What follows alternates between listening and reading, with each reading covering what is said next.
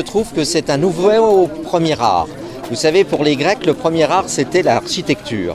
Et je trouve que c'est comparable, je vais vous dire pourquoi, parce que c'est un art qui donne une expression artistique et qui est à la disposition de tout le monde gratuitement.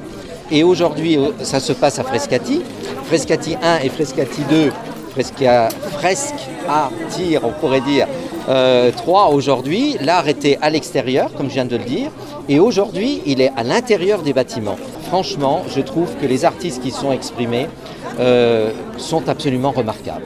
Les fresques sont remarquables, on a l'impression même qu'on traverse l'histoire de l'art. Il y a à la fois du portrait magnifique comme à la Renaissance, il y a à la fois de l'op art, c'est-à-dire l'art optique, où il y a des choses, on ne les voit que quand on les regarde d'une certaine manière. Il y a le pop art, bien entendu, il y a aussi le graphisme, c'est-à-dire ceux qui veulent connaître tous les visages du street art n'ont qu'un rendez-vous à suivre, c'est celui de Frascati. Je trouve en tous les cas que la culture a sa place ici. Et comme je le disais, elle y est déjà. Elle y est déjà par cette performance remarquable qu'on a ici, qui est particulièrement visible et qui est un art.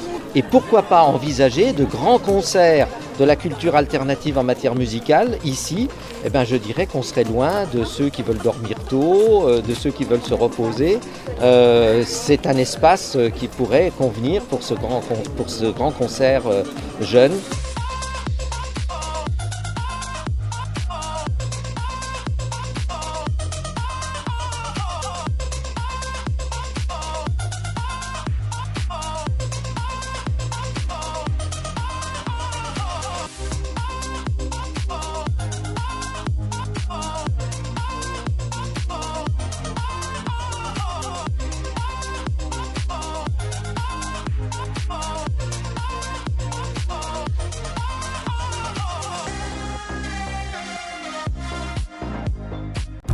Piscologique, je viens de Strasbourg.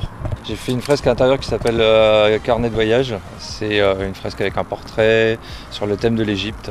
En fait, c'est plus par rapport enfin déjà, c'est un carnet de voyage comme son nom l'indique.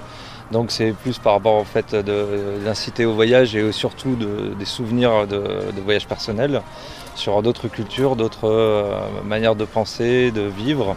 Et en fait c'était plus par rapport à ça, on est quand même sur une découverte là, d'un art qui est encore qui est en plein essor maintenant, mais bon, qui était moins connu.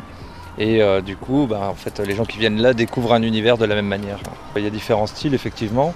Maintenant, ce qui serait bien, ce serait que ce soit plus accessible au niveau du public. Parce que là, évidemment, on rentre sur un site qui n'est pas encore ouvert.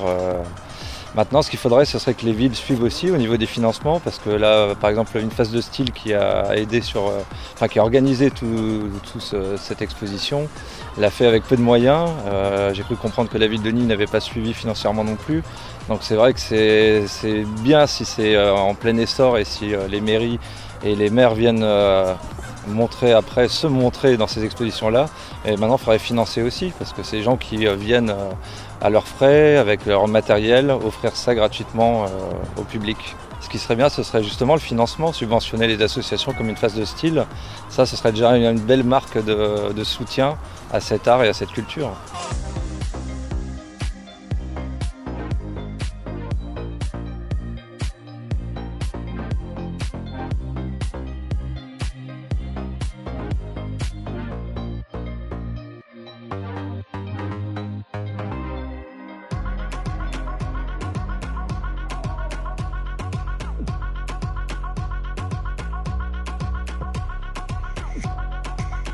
Le SKULE, L-E-S-K-U-L-E.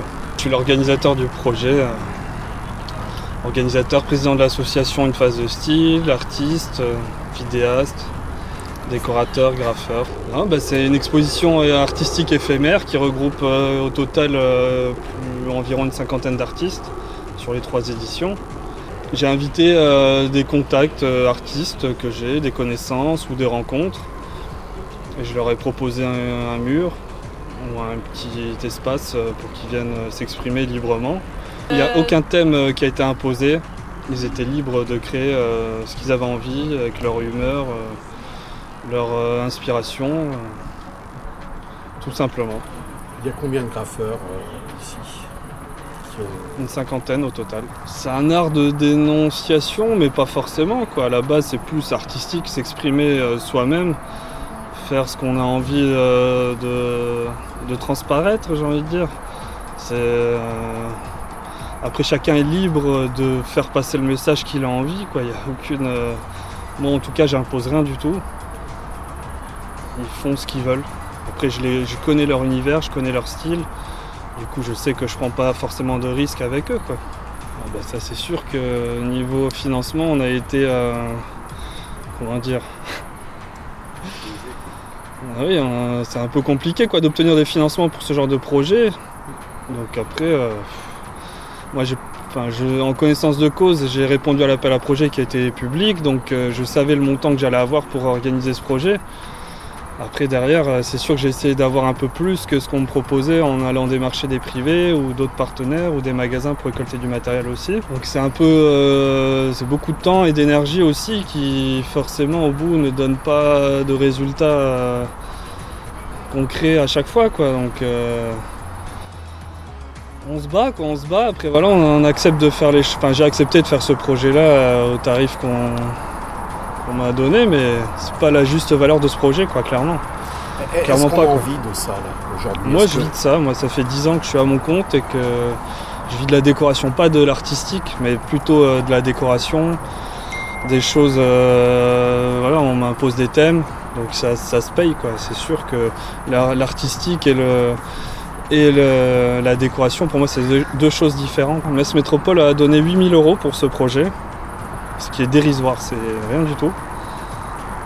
Après voilà, hein, je peux que les remercier quand même déjà de lancer ce genre de projet, mais c'est vraiment pas la juste valeur de ce genre de projet, quoi. Ça parle du financement, ça parle aussi de la nourriture, du transport. Je défraye en fait, tous les artistes que j'invite, je leur défraye pour certains, ceux qui viennent de loin, je leur défraye le déplacement, la nourriture, l'hébergement et tout le matériel qu'ils ont besoin qui est nécessaire à leur réalisation artistique, quoi.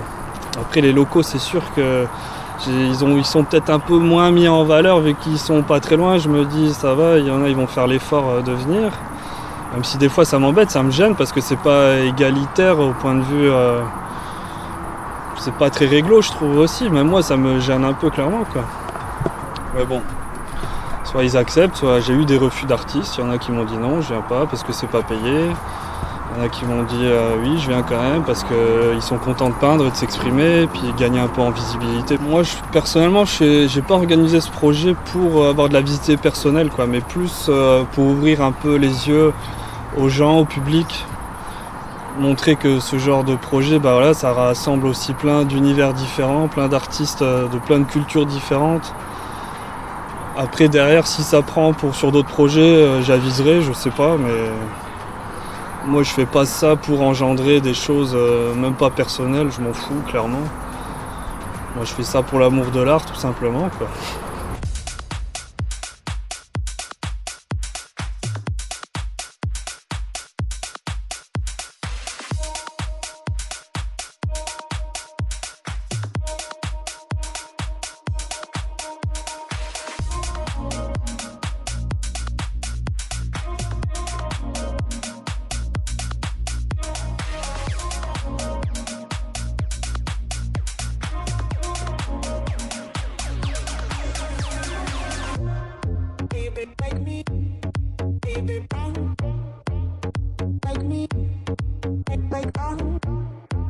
Baby, break me, baby, break me.